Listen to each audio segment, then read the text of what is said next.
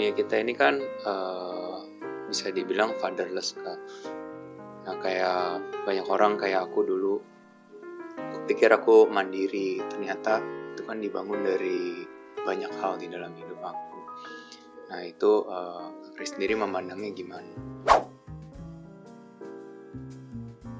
Nah, fatherless itu satu kata, kadang orang nggak paham.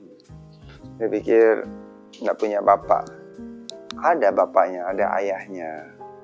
Tetapi banyakkan ayah, perannya itu tidak sesuai, atau bahkan ada yang pasif.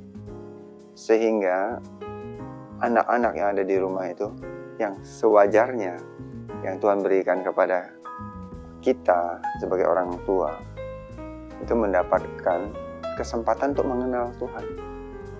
Nah, pengenalan itu harusnya dimulai dari keluarga.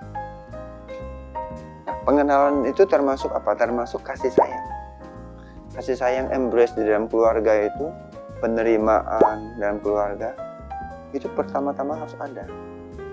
Yang banyak kan biasanya kan apanya? Diabaikan atau ditekan. Itu yang banyak terjadi. Itu hal yang pertama.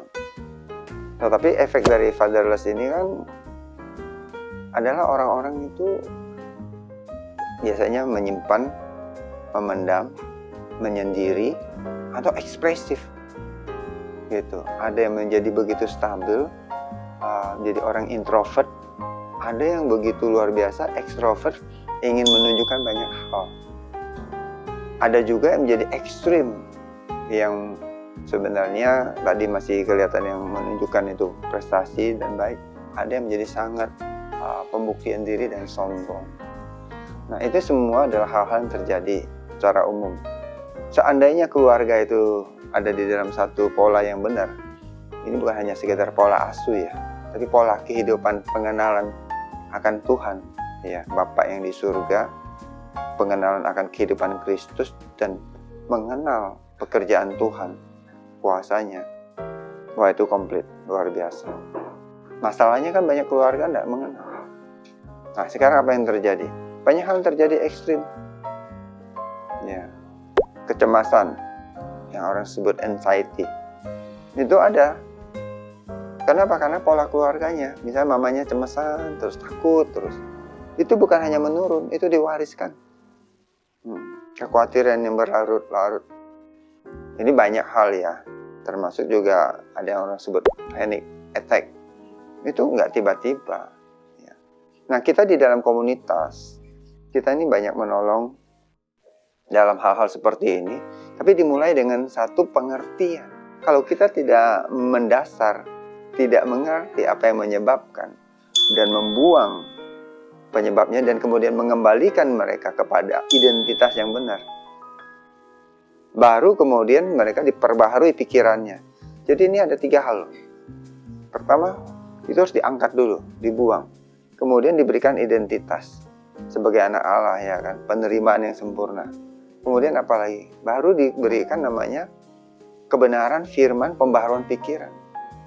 Gitu. Tapi kan banyak kan kalau dunia caranya dia memperbaharui, memberikan pengertian, kamu nggak begini, kamu harusnya begini, terapi dan sebagainya. Apa yang di dalam, yang pernah masuk di dalam hidup manusia di alam bawah sadar itu belum selesai. Nah, hal seperti ini nggak bisa cepat. Maunya cepat, tetapi karena sudah masuk bertahun-tahun di dalam, jadi kita perlu bangun satu pola kehidupan. Pola kehidupan yang benar. Di dalam komunitas ini kita bisa bangun. Nah, itu yang kita sebut dengan pembapaan. Karena pembapaan seharusnya sudah terjadi di awal, di dalam keluarga. Tapi karena tidak terjadi sebagaimana mestinya, makanya kita sebut dibapai ulang. Pengertian refathering itu kan sebenarnya artinya kita mau menyatakan bahwa orang itu dibapai ulang. Bukan berarti dia tidak ada bapaknya. Atau bukan berarti juga kita ini melakukan pembapaan ulang ini sepertinya sesuatu yang kita buat-buat. Main bapak-bapakan gitu. Tidak. Ini hanya istilah. Tetapi yang dilakukan adalah menyatakan Bapa yang sempurna. Ya, gitu. Bagaimana kasihnya dan kehidupan Bapa dengan anak itu bagaimana. diaplikasikan oleh Tuhan Yesus. Gitu. Bagaimana hubungannya dengan Bapa di surga saat dia datang sebagai manusia. Seperti itu. Pembapaan tuh apa? Apakah ini program, ada training khususnya? Pembapaan itu buat semua orang. Semua orang kan perlu punya bapak. Kan kita lahir harusnya sudah punya bapak. Masalahnya tadi bapaknya nggak berfungsi. Jadi ini bukan program, ini kehidupan. Pembapaan itu kehidupan di dalam komunitas. Karena Tuhan Yesus datang, dia membangun gereja. Gereja yang dia maksudkan eklesia. Nah di dalam eklesia itulah orang-orang ditumbuhkan kembali sebagai satu keluarga. Kalau kita baca surat dari Paulus, dia bicara gereja itu sebenarnya dia menganalogikan di dalam satu keluarga. Selain satu tubuh, juga bicara kita adalah keluarga. Nah, di dalam keluarga ada bapaknya. Peran bapak itu yang harus kita tumbuh. Ada yang dipanggil bapak, tapi peran bapaknya tidak ada. Kebanyakan mereka pemimpin. Maksudnya mereka ya hanya memimpin berdasarkan pekerjaan, job. Yang saya maksud dengan bapak itu adalah bapak itu dengan anak punya hubungan gitu loh. Nah, hubungan apa? Hubungan kasih, hubungan kehidupan. Hubungan kasih itu kan sesuatu yang real ya, bukan dibuat-buat. Kasih itu ya kasih sayang, gitu loh, dekat. Nah itu pembapaan. Jadi itu bukan program, ini kehidupan yang dulunya kamu nggak dapatkan, walaupun kamu punya bapak. Bapaknya kan terbatas. Dan kemudian kamu menerima proses pembapaan ini, kamu bisa mengenal bapak di surga itu buat kamu itu apa. Walaupun yang menjadi bapaknya ada keterbatasan, tetapi dalam konteksnya kebenaran firman itu masuk sehingga kamu dapat. Nah, hubungan yang demikian inilah yang memulihkan kehidupan orang-orang.